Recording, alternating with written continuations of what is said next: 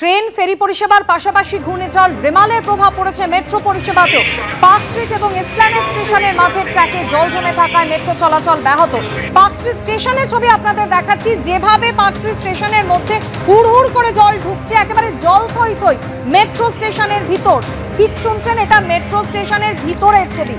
দেখতে পাচ্ছেন বিভিন্ন জায়গায় যেভাবে জল জমেছে, সেই জল মেট্রো স্টেশনের ভিতর, পার্ক স্ট্রিট মেট্রো স্টেশনের ভিতরে এইভাবে জল ঢুকেছে এবং একেবারে জল থই থই স্টেশনের ভিতরের একাংশ। সৌভিক মজুমদার আমাদের প্রতিনিধির সঙ্গে রয়েছেন। সৌভিক, যে ছবি আমরা দেখতে পাচ্ছি তা তো যথেষ্ট উদ্বেগের এবং আতঙ্কের। মেট্রো স্টেশনের ভিতরের একাংশ জল থই থই।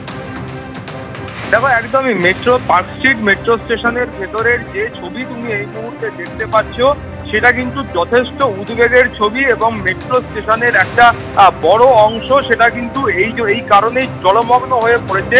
এবং তুমি জানো যে ইতিমধ্যেই পার্ক স্ট্রিট এসপ্ল্যানেড এই চত্বরে মেট্রো স্টেশনের ভেতরে জল জমার কারণেই মেট্রো পরিষেবা সেটা দীর্ঘক্ষণ ধরে কিন্তু বন্ধ হয়ে রয়েছে। এবং যেমনটা তুমি জানো যে সকালবেলা ঠিক করা হয়েছিল যে নিউ গড়িয়া স্টেশন থেকে টালিগঞ্জ পর্যন্ত মেট্রো পরিষেবা চলবে এবং তারপরে উল্টো দিকে ঠিক করা হয়েছিল যে দক্ষিণেশ্বর থেকে শুরু করে গিরিশ পার্ক পর্যন্ত মেট্রো চলবে। তারপরে পরিস্থিতির সামান্য উন্নতি হওয়ায় সিদ্ধান্ত বদল করে নিউ গড়িয়া থেকে ময়দান পর্যন্ত মেট্রো চালাবার সিদ্ধান্ত নেওয়া হয়। কিন্তু বাকি অংশের যে মেট্রো রয়েছে সেটা কিন্তু দীর্ঘক্ষণ ধরে বন্ধ রয়েছে। এবং যে ছবি তুমি দেখতে পাচ্ছ সেই ছবি কিন্তু উদ্বেগের। তার কারণ হলো একেবারে মেট্রো স্টেশনের ভেতরে যেভাবে হুড়হুড় করে জল ঢুকছে, সেটা বন্ধ করতে না পারলে মেট্রো পরিষেবা চালু করা সেটাও কিন্তু কার্যত এক কথায় অসম্ভব। কিন্তু মেট্রো কর্তৃপক্ষের বক্তব্য হলো তারা এই গোটা বিষয়ে দ্রুততার সঙ্গে পদক্ষেপ করেছেন এবং মেট্রোর আধিকারিকরা গোটা পরিস্থিতি নিয়ে তারা এই মুহূর্তে কাজ করছেন এবং তারা চেষ্টা করছেন যতটা তাড়াতাড়ি সম্ভব এই পরিষেবা স্বাভাবিক করা যায়। তার কারণ তুমি জানো যে এই ঘূর্ণিঝড়ের প্রভাবে ইতিমধ্যেই গতকাল থেকে যে বৃষ্টি শুরু হয়েছে এবং এক নাগারে টানা যে বৃষ্টি চলছে, তার কারণে যানবাহন অন্যান্য যেগুলো রয়েছে সেগুলো কার্যত বিপর্যস্ত।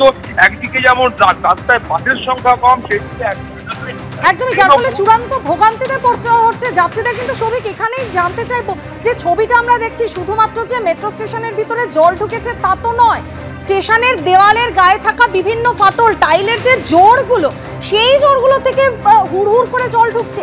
এই ছবিটা, এই পরিস্থিতিটা কিভাবে হলো এবং এর মোকাবিলায় মেট্রো কর্তৃপক্ষের তরফ থেকে কোনো রকম ব্যবস্থা কি এখনো পর্যন্ত নেওয়া হয়েছে?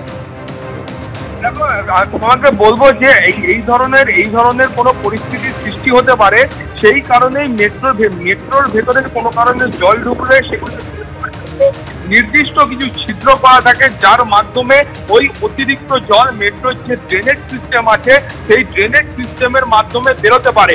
কিন্তু বর্তমানে জলের পরিমাণ সেখানে এতটাই বেশি হয়ে গিয়েছে যে ফলে শুধুমাত্র সেই ছিদ্রগুলি কিন্তু অপ্রতুল হয়ে পড়ছে এবং সেই কারণে মেট্রোর দেওয়ালে যে টাইলস রয়েছে, যে মার্বেলগুলো রয়েছে, আর তার যে ফাঁকা অংশ আছে সেখান থেকে এই জল বেরিয়ে আসছে। এবং তুমি দেখতে পাচ্ছ যে একেবারে কার্যত মনে হচ্ছে যে আশেপাশে বেশ কয়েকটি জলের কল খুলে দেওয়া হয়েছে, যার মাধ্যমে এই জল বেরোচ্ছে। ফলে এই পরিস্থিতি সেটা কিন্তু দ্রুততার সঙ্গে নিয়ন্ত্রণে না আনতে পারলে এই পরিস্থিতি অত্যন্ত উদ্বেগের এবং আতঙ্কের হবে। কতক্ষণের মধ্যে পরিস্থিতি নিয়ন্ত্রণে আসে সেদিকে নজর থাকবে। ধন্যবাদ সৌভিক।